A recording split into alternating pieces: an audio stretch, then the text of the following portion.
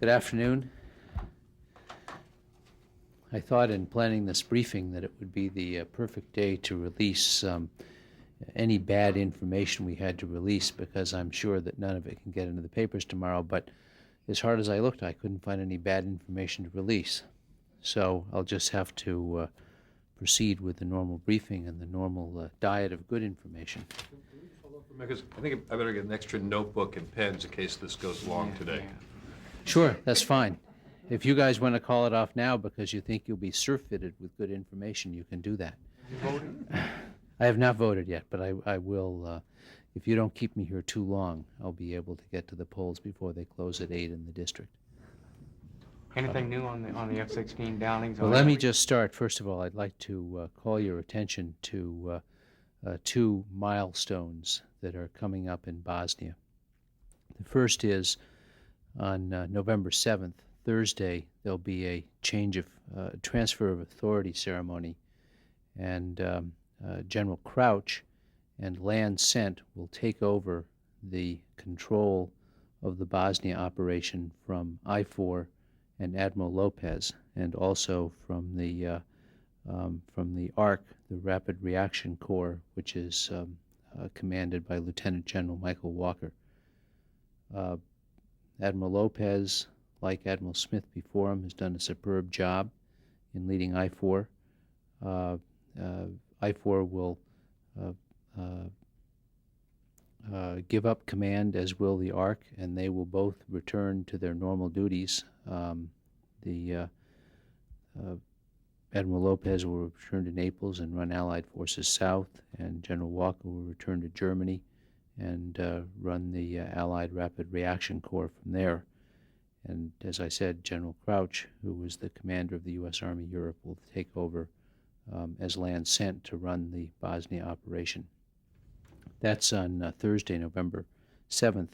Then on November 10th, there'll be a transfer of authority ceremony in Tuzla, and Major General Montgomery Meigs will take over from Major General William Nash, and the 1st Infantry Division will take over for the 1st Armored Division. General Nash, along with his brigade commanders, Colonels Fontenot and Batiste, have done a superb job running the Task Force Eagle, the American participation in IFOR, for nearly a year. They'll be returning back to their bases in Germany, and General Meigs will run the covering force until that completes his work in March. So those are upcoming in the next week, and I just call your attention to it. That's all I have. Charlie. While you're on the subject of Bosnia, has there been any speed up, or is there any speed up planned in the withdrawal of troops? No, that's still under consideration, but no decision has been made yet. If there is an acceleration of the redeployment of the 1st Armored Division, it will probably be fairly slight. So what about the F-16s? Do you have any more knowledge as to what was setting off the alarms in the cockpit from the Iraqi? I don't.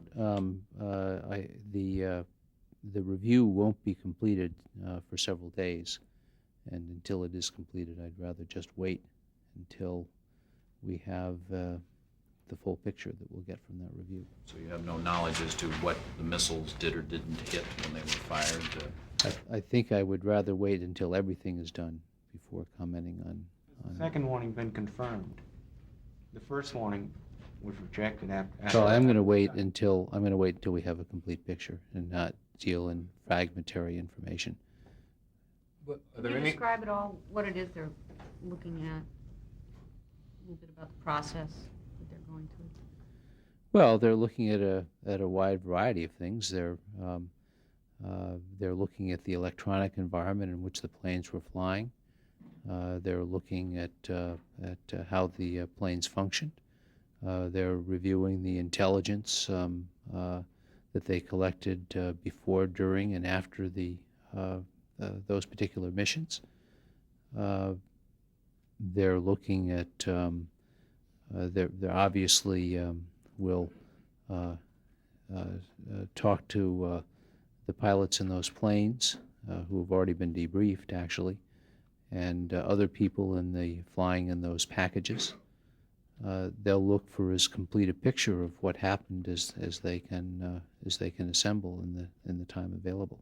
Hasn't a special electronic team been sent over, including manufacturer representatives, or was that the case? Well, we have, there's a Tiger team that's been put together, mainly comprised of Air Force people, but there are other people as well.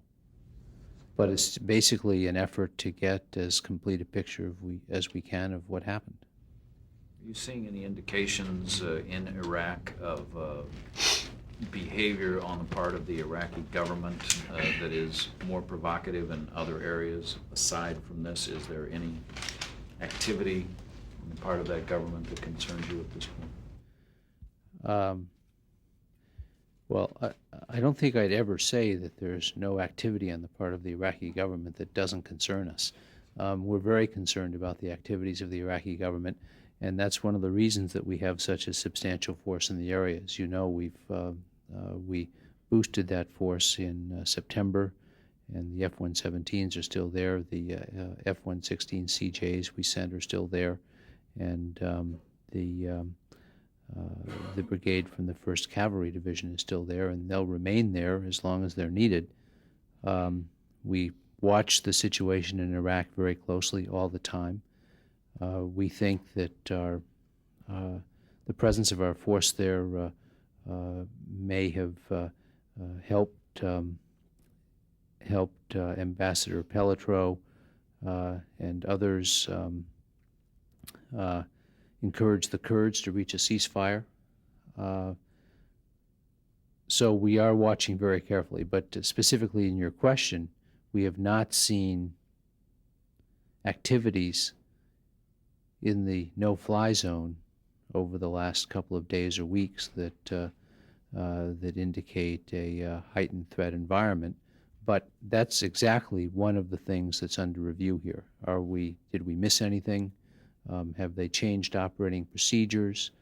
Is there anything to which we should pay heightened attention that may have escaped our gaze? We're always vigilant, and this is an area that we've been watching extremely closely, but we have to always be open to the possibility that a changed procedure could have led to these outcomes. So would you have expected to see something prior to an illumination and attempt to target a plane? I mean, would there be? I'm not going to get into the details. All that'll come out when we finally have a report.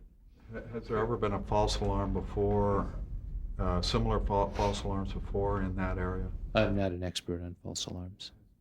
So you're saying there's no hostile reaction from the batteries that have been hit specifically, or from any of their air defense system to these areas? I'm not aware of any now, but this is precisely the type of thing we're looking at.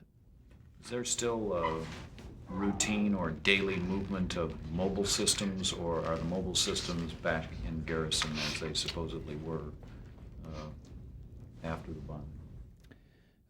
There has been some continuing movement of some of the systems back and forth. Some systems are back in garrison, others are moving around on a fairly irregular basis. Sorry. Yeah, go ahead. What's the status of the F-117s, the 5,000 troops, and the B-52s? Well, as I said, the B-52s have left. The F-117s are there, and the troops from the 1st Cav are still there in Kuwait. Tammy. New topic. Sure. Zaire. Are there U.S. military members who are part of assessment teams both in Geneva and in Africa determining the needs for relief? There are 3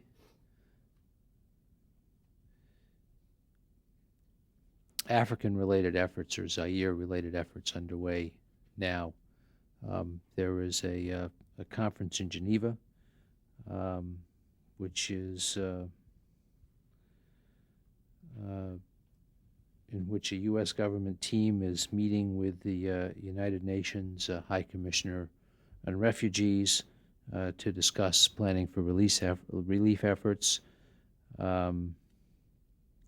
There is also a disaster assessment team that was sent by the government to Rwanda to assess the situation on the ground.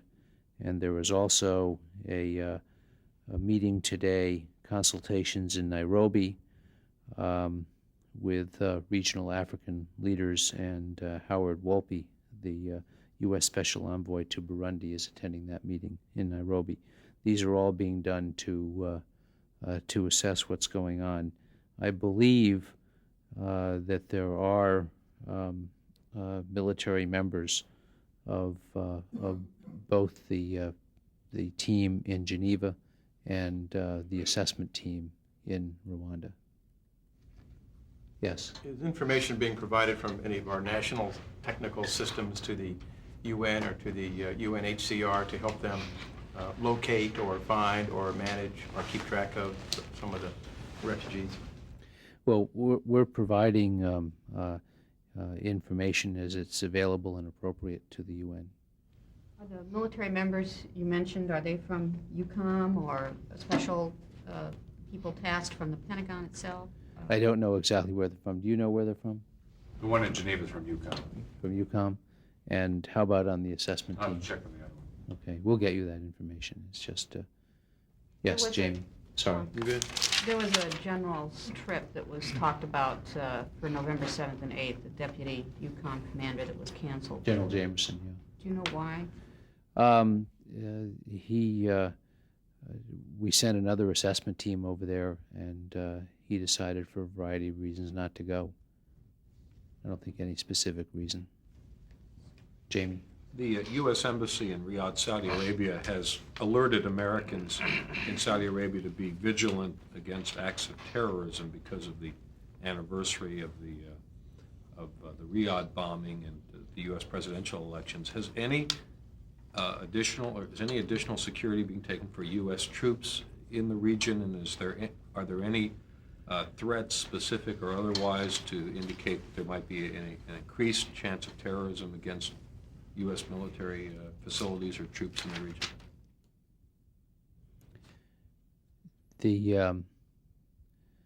The principal step taken by U.S. troops in the region was to move from Dhahran and Riyadh to the Prince Sultan Air Base at Al-Kharj, which is a remote facility, much easier to secure than the more urban facilities they were stationed at before. We are very alert to possible threats in Saudi Arabia. We've been alert for about a year, highly alert since the Riyadh bombing on November 13th, and we remain highly alert to possible problems. I don't think I want to discuss any specific information beyond that.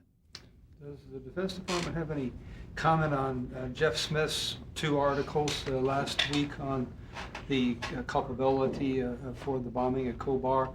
And specifically, Ken, do you have any information about FBI Director Free seeking from the Saudi ambassador here in Washington a greater release of information? Is there an insufficient amount of information being released by the Saudis? Well, I think I should let the FBI comment on that. They issued a statement over the weekend saying that some reports of the FBI coming out of Saudi Arabia were in error, and those reports were based on an assumption that a false assumption that the FBI was leaving because it wasn't working productively with the Saudis. And the FBI has addressed that in a statement which is available to you from their Public Affairs Office. Secretary Perry last week addressed the Washington Post story and said that we have not come to a conclusion as to who is responsible for the bombing. So that, but you wouldn't comment on what Jeff Smith, a very competent fellow, has concluded or learned from his investigation about the Iranians being complicitous, providing passports for some of the people that involved in the terror, in Saudi Arabia, and specifically giving the orders, Tehran giving the orders? The Secretary commented to the extent we want to comment last week, and I have nothing to say beyond that. Any more questions? Could you just, for the record, tell us that, was there any level of concern, or was there concern at all here in the Pentagon during the time that Russian President Boris Yeltsin was undergoing surgery about the safety and security of the Russian nuclear arsenal? The transfer of government authority was made to Prime Minister Chernomyrdin, who incidentally called President Clinton today and reported on the success of President Yeltsin's operation. We wish President Yeltsin a speedy, complete recovery. We believe that adequate steps were taken to oversee and command the nuclear arsenal by turning over government authority to Prime Minister Chernomyrdin. As you know, General Shalikashvili was in Moscow today and met with his counterpart, had very productive meetings, and I have no sense that that he or anybody else in the United States government was concerned about the safety and control of the Russian arsenal. Just for the record, who is his Russian counterpart? His Russian counterpart is Viktor Nikolaevich Samsonov. Again, back on Bosnia. Yeah. Tomorrow is the day that NATO is supposed to present its analysis and recommendations on the 4 options, is that right? The military committee will submit its analysis to the North Atlantic Council tomorrow. That's right. And then what happens? They will analyze it further and study it, and they will decide what to do. They have 4 options, and they'll have to pick one of those options. That probably won't be done until sometime after the middle of the month. Are we going to be told what the military committee's recommendation is? Well, at the appropriate time, but you know what the 4 options are, and the military committee hasn't formally transmitted its options to the North Atlantic Council. You know what all they did was analyze the 4 options that the ministers agreed to in Bergen. I can run through those 4 options if you'd like, but they're... Pardon? Don't they pick one? I have not seen what they've recommended, so I don't feel free to comment on what they've recommended. Well, I thought they didn't recommend it till tomorrow. Well, they've submitted options. The NAC has to choose one of the 4 options. What they've done is analyze 4 options, and the NAC will then look at the 4 options, the analysis of the 4 options, and decide which one is appropriate. Well, these options will include troop numbers, that kind of thing, in order to carry them out. Yeah, they'll include mission statements, troop numbers, etc. Of course, one of them is complete withdrawal, so that doesn't involve troop numbers. Yes. Follow up on the same issue. Has the Secretary now come down hard on one of the options? He was favoring one of them before, but has he made a firm determination of what the U.S. pleasure is, which option he likes? Well, I think the question you should ask is, has the President decided? Because he's the one who has to make a final decision for our government, and the answer is no, he has not. The President has not made a decision. Is there a recommendation from this building to the President? No, which option? the Secretary has not made a recommendation to the President and probably won't for some time. We want to first see what the NAC recommends, but the Secretary has not made a recommendation to the President. Do you know when is the next NAC meeting? Well, I think, doesn't the NAC meet weekly? Doesn't it meet weekly? As I say, I think they'll get to this after the middle of the month. Just to be clear, though, are you saying that when the military committee forwards its analysis to the NAC, it doesn't necessarily endorse a particular option, it simply analyzes them all? That's my understanding, that it analyzes 4 options. But as I said, I haven't seen what they plan to submit. I want to clarify one thing. There were not any military members on the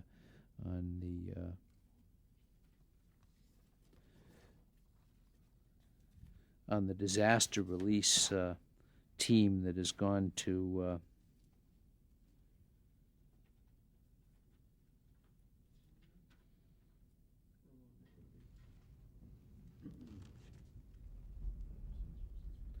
there's a disaster assessment relief team called DART that's been dispatched, this DART's been sent by AID to Rwanda, and there was not military participation on that.